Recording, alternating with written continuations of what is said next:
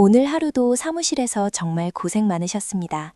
모니터 앞에서 쉴 새 없이 자판을 두드리고 이리저리 업무에 치이다 보면 퇴근길엔 늘 나를 위한 보상 같은 무언가가 간절해지죠. 스트레스가 머리끝까지 찼을 때 꾸덕한 초코 케이크나 달달한 바닐라 라떼 한 잔이면 세상 다 가진 것 같은 기분이 듭니다. 하지만 그 달콤한 찰나의 행복 뒤에는 어김없이 체중계 앞에서의 죄책감이 밀려오곤 하죠. 건강하고 예쁜 몸매를 유지하고 싶은 마음과 달콤함을 향한 욕망 사이에서 우리는 늘 아슬아슬한 줄타기를 합니다.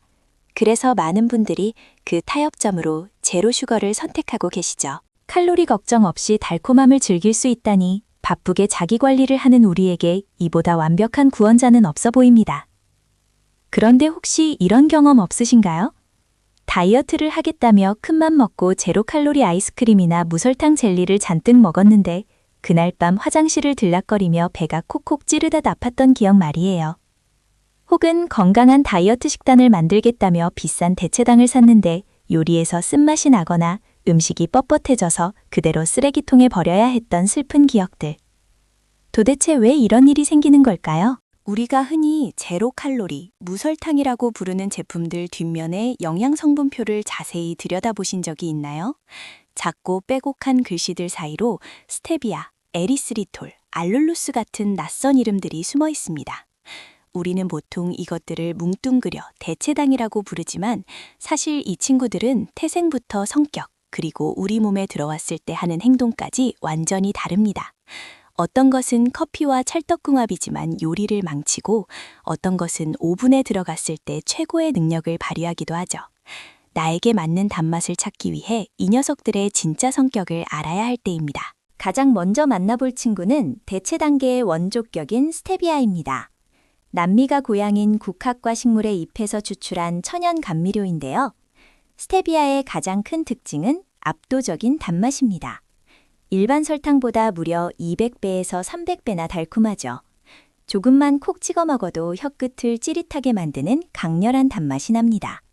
게다가 칼로리는 완벽한 숫자 0이고 혈당 수치도 전혀 올리지 않습니다. 다이어터들과 당뇨 환자분들에게 그야말로 꿈의 감미료로 불리며 혜성처럼 등장했던 이유가 바로 여기에 있죠. 하지만 완벽해 보이는 스테비아에게도 치명적인 단점이 하나 있습니다. 단맛이 지나가고 난 자리에 남는 특유의 쌉싸름한 끝맛과 허브향입니다. 마치 한약이나 인공적인 약을 먹은 것 같은 이질감을 주기도 하죠.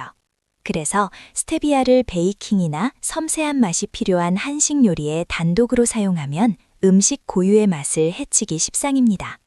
그렇다면 스테비아는 어디에 써야 할까요? 바로 커피나 토마토 주스처럼 향이 강하거나 과일 본연의 맛을 확 끌어올려야 할 때 아주 유용합니다. 적은 양으로도 극대화된 단맛을 낼 수 있으니까요. 스테비아의 쓴맛을 보완하기 위해 혜성처럼 등장한 짝꿍이 있습니다. 바로 두 번째 주인공 에리스리톨입니다. 과일이나 발효식품에 존재하는 당알코올의 일종인데요. 설탕 단맛의 70% 정도를 내면서도 청량하고 시원한 끝맛을 자랑합니다. 입안에 넣으면 마치 박하사탕을 먹은 것처럼 화한 느낌이 들죠. 시중에 파는 스테비아 제품 뒷면을 보면 대부분 이 에리스리톨이 90% 이상 섞여 있는 것을 보실 수 있을 겁니다. 스테비아의 쓴맛을 에리스리톨의 시원함으로 덮어주는 환상의 복식조인 셈이죠. 특히 탄수화물을 제한하는 키토 다이어터들에게 에리스리톨은 베이킹의 구세주로 통합니다. 오븐의 높은 열에도 단맛을 잘 유지하고 설탕처럼 바삭바삭한 식감을 만들어내기 때문이죠. 다이어트 중에도 포기할 수 없는 바삭한 초코칩 쿠키나 달콤한 마카롱 꼬끄를 만들 때 에리스리톨을 넣으면 훌륭한 결과물이 탄생합니다. 열에 강하고 형태를 잘 유지하는 성질 덕분에 홈베이킹을 즐기는 직장인들의 찬장에 꼭 하나씩은 구비되어 있는 필수템으로 자리 잡았습니다. 하지만 에리스리톨을 사랑할 때 우리가 꼭 명심해야 할 주의사항이 있습니다. 앞서 말씀드렸던 제로 아이스크림 먹고 배 아팠던 경험 기억하시나요? 그 주범이 바로 에리스리톨 같은 당알코올 성분일 확률이 높습니다. 당알코올은 우리 몸에서 소화되거나 흡수되지 않고 그대로 장까지 굴러가는데요. 장내 세균들이 이것을 만나면 신나게 파티를 벌이며 가스를 만들어냅니다. 평소 장이 예민하거나 과민성 대장증후군이 있는 분들이 에리스리톨을 과다 섭취하면 복부 팽만감과 꾸르륵거림, 심하면 폭풍 설사를 경험할 수 있습니다. 스테비아의 쓴맛도 에리스리톨의 시원한 화장실 행도 부담스럽다면 우리는 무엇을 선택해야 할까요? 그래서 최근 가장 뜨거운 사랑을 받고 있는 세 번째 주인공 알룰루스가 등장했습니다. 무화과나 건포도 같은 과일에 극소량 존재하는 희소당인데요. 알룰루스의 가장 위대한 점은 바로 우리가 그토록 그리워하던 진짜 설탕의 맛과 가장 비슷하다는 것입니다. 인공적인 쓴맛이나 화한 느낌 없이 아주 부드럽고 묵직한 단맛을 내주죠. 미식가 다이어터들이 열광하는 이유가 바로 이 자연스러운 풍미에 있습니다. 알룰로스의 진가는 부엌에서 불을 켤 때 나타납니다. 다른 대체당들과 달리 알룰로스는 열을 가하면 설탕처럼 갈색으로 변하며 카라멜라이징이 됩니다. 멸치볶음의 윤기를 차르르 흐르게 만들고 싶을 때, 매콤달콤한 제육볶음의 감칠맛을 살리고 싶을 때 알룰로스를 한 스푼 둘러주면 완벽한 요리가 완성되죠. 액상 형태로도 잘 나와 있어서 차가운 음료나 요거트에 스르륵 섞어 먹기에도 그만입니다. 한식 요리를 자주 해 드시는 자취생이나 직장인 분들에게는 이보다 더 편하고 완벽한 대체당은 없을 겁니다. 완벽해 보이는 알룰로스도 요리할 때 주의할 점이 있습니다. 160도가 넘는 고온에서 오래 가열하면 단맛이 날아가 버린다는 사실 알고 계셨나요? 그래서 오븐에 오래 구워야 하는 베이킹에는 단독으로 사용하기 적합하지 않습니다. 빵이 부풀지 않고 떡처럼 무거워질 수 있거든요. 요리할 때도 처음부터 넣고 푹푹 끓이기보다는 요리 마지막 단계에 불을 끄고 남은 미열로 살짝 버무리듯 코팅해주는 것이 단맛을 지키고 윤기를 살리는 꿀팁입니다. 대체당도 성질을 알아야 제대로 다룰 수 있는 법이죠. 그렇다면 알룰로스는 많이 먹어도 화장실에 가지 않을까요? 에리스리톨에 비하면 장 트러블이 훨씬 적은 것은 사실입니다. 하지만 알룰로스 역시 소화 흡수되지 않고 몸 밖으로 배출되는 성질을 가졌기 때문에 하루에 너무 많은 양을 섭취하면 복통을 유발할 수 있습니다. 개인차가 있지만 보통 성인 기준으로 하루 30g에서 40g 이하로 드시는 것을 권장합니다. 아무리 칼로리가 낮고 혈당을 올리지 않는다 해도 물처럼 마구 마셔도 되는 마법의 물약은 아니라는 점을 꼭 기억해 주세요. 자, 이제 복잡했던 대체당의 세계가 조금 정리가 되셨나요?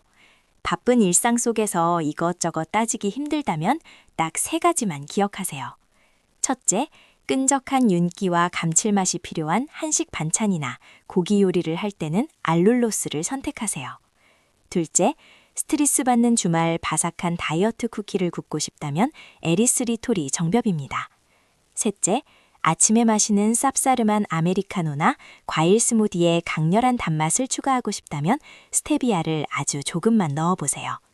요리의 목적에 맞게 골라 쓰는 재미가 쏠쏠하실 겁니다. 마트에 가면 하나의 성분만 들어있는 제품보다 이것저것 섞인 블렌딩 제품을 더 많이 보실 수 있을 겁니다.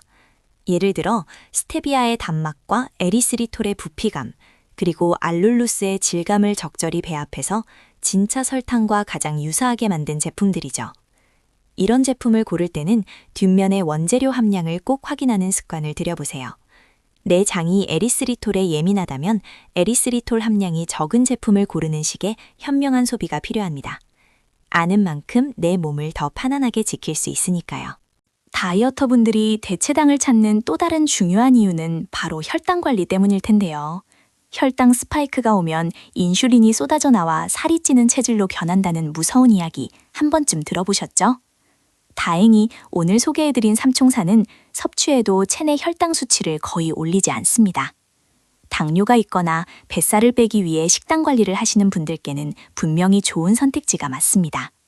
일반 설탕이 들어간 디저트를 먹고 혈당이 롤러코스터를 타는 것보다는 훨씬 안전하고 건강한 방식의 위로가 될 수 있죠. 하지만 방심은 금물입니다. 우리 혀는 단맛을 느꼈는데 막상 몸 안으로 칼로리나 포도당이 들어오지 않으면 우리 뇌는 혼란에 빠집니다. 단맛이 났는데 에너지가 안 들어오네? 더 먹어야겠다. 라며 오히려 식욕을 자극하는 가짜 배고픔을 만들어낼 수 있습니다. 또한 이건 제로니까 살 안 쪄라며 평소보다 2배, 3배 더 많은 양의 빵이나 간식을 먹게 되는 보상 심리가 발동하기도 하죠. 결국 결주간 자체당 살을 찌우는 게 아니라 대체당을 믿고 폭식하는 우리의 심리가 다이어트를 망치게 되는 것입니다. 건강하고 예쁜 몸매를 오랫동안 유지하는 진짜 비결은 대체당에 무조건 의존하는 것이 아닙니다. 대체당은 우리가 설탕의 강렬한 중독에서 서서히 벗어나기 위해 사용하는 징검다리 같은 역할이어야 합니다. 처음에는 기존에 먹던 설탕량을 대체당으로 바꾸고 점차 그 대체당의 양마저 줄여나가면서 재료 본연의 은은한 단맛을 느끼는 훈련을 해보세요. 양파를 오래 볶았을 때 나는 단맛, 씹을수록 고소한 탄수화물의 맛. 우리 미각이 자연의 맛에 익숙해질수록 다이어트에 대한 강박과 스트레스는 자연스럽게 사라질 것입니다. 무엇보다 중요한 것은 내 몸의 반응에 귀를 기울이는 일입니다.